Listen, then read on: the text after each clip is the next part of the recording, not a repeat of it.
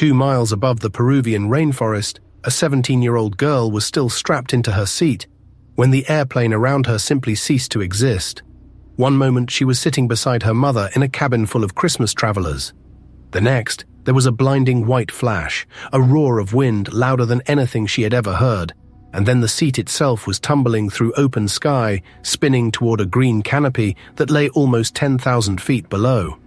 Her name was Julianne Koepke, and what happened to her over the next 11 days has been studied by survival experts, retold in documentaries, and doubted by people who simply cannot believe it is true.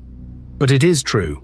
This is the story of the only person to walk away from one of the deadliest plane crashes in history and the impossible journey she made to do it. To understand how a teenager could survive a fall that killed everyone else on board, you first have to understand the strange and remarkable childhood that prepared her for it.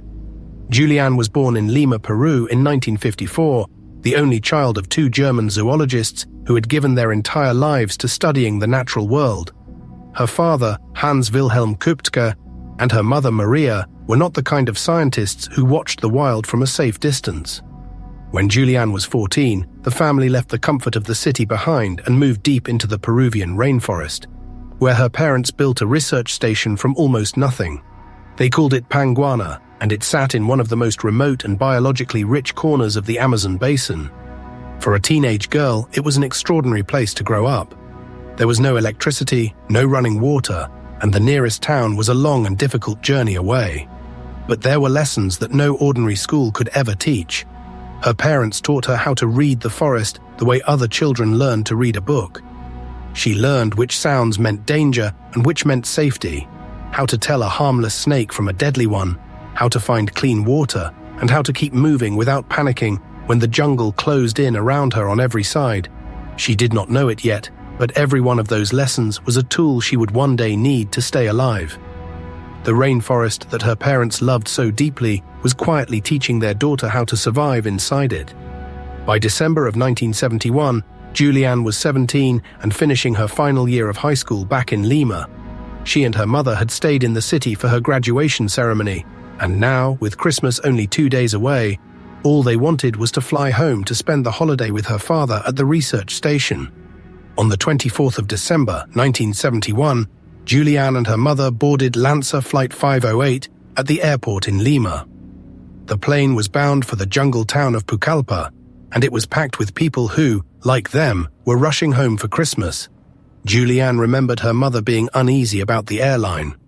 LANSA did not have a good reputation, and they had only taken this flight because every other seat on every other airline had already been sold for the holidays. They found their places near the back of the cabin, and the aircraft lifted into the sky. For the first half hour, the flight was calm.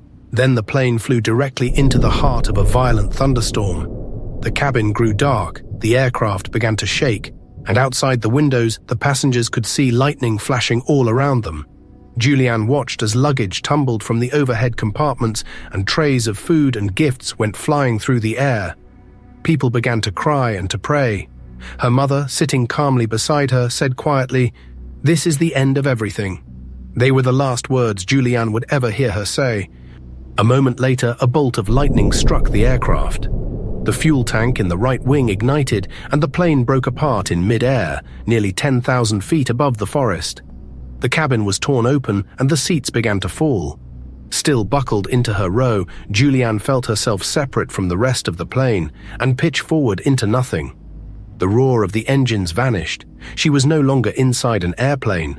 She was alone in the open sky, strapped to a bench of 3 seats, spinning down toward the canopy below, and the last thing she saw before she lost consciousness was the rainforest turning slowly beneath her. Like a green cauliflower, as she would later describe it.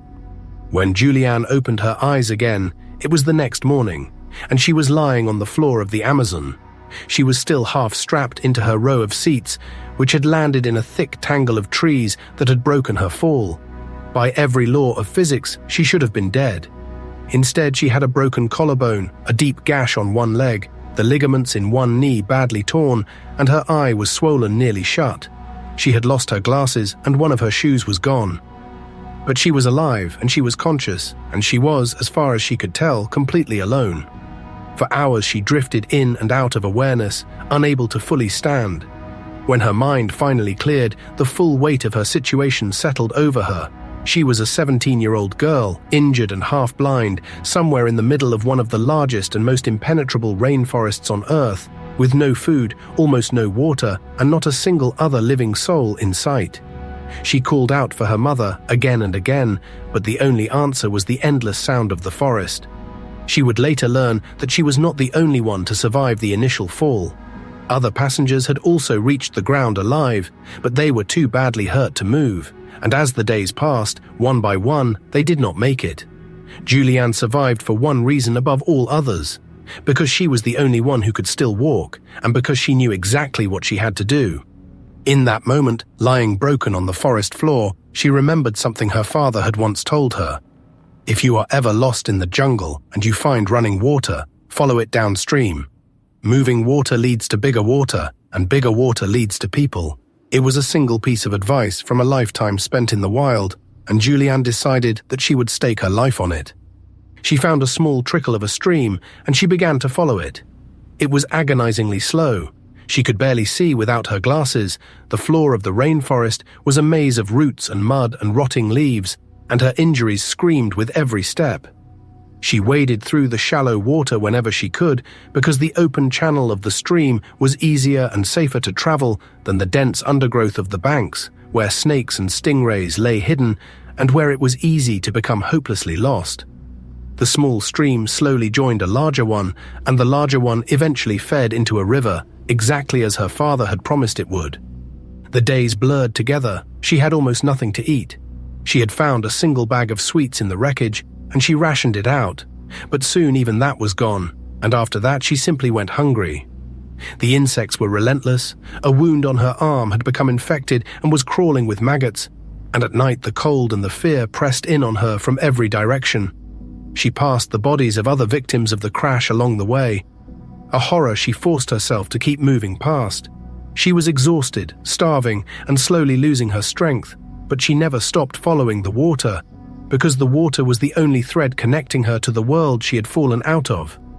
On the 10th day, after more than a week of walking, wading, and crawling through the rainforest, she rounded a bend in the river and saw something that did not belong to the jungle. It was a small boat tied to the bank, with a motor and a little shelter nearby. After 10 days completely alone, it was the first sign of other human beings she had seen. Julianne was too weak and too honest to simply take the boat. Instead, she crawled to the shelter and waited, and several hours later a group of Peruvian lumber workers returned. When they first saw her, a pale, gaunt, blue-eyed figure emerging from the depths of the jungle, some of them were frightened, because there was a local legend about a water spirit who took the form of a fair-skinned woman. But when she spoke to them, they understood that she was a real girl and a desperately injured one. They gave her food, treated her wounds as best they could, and the next day they took her by boat on a 7-hour journey to a lumber station, where a pilot finally flew her back to civilization. She had survived 11 days alone in the Amazon. She was the sole survivor of all 91 people on board LANSA Flight 508. But survival, she would learn, is not the same as escape. Julianne's mother had been on that plane, and in the days after the rescue, it was confirmed that she had not survived. Julianne would spend years carrying the unanswerable question of why she lived when everyone else, including her own mother, did not. She went on to honor her parents in the most fitting way she could. She became a biologist, just as they had been, earned her doctorate, and eventually returned to the very rainforest that had nearly killed her, taking over the research station her parents had built and dedicating her life to protecting it. The story of the girl who fell from the sky is not really a story about luck. A fall like hers should not be survivable, and the fact that she lived through it is extraordinary. But she did not survive because she was lucky. She survived because, long before that airplane ever broke apart, a quiet life in the rainforest had taught a young girl exactly how to find her way home. If this story moved you, and if you believe the most unbelievable stories are the ones that actually happened, then subscribe, because we have many more true stories to tell.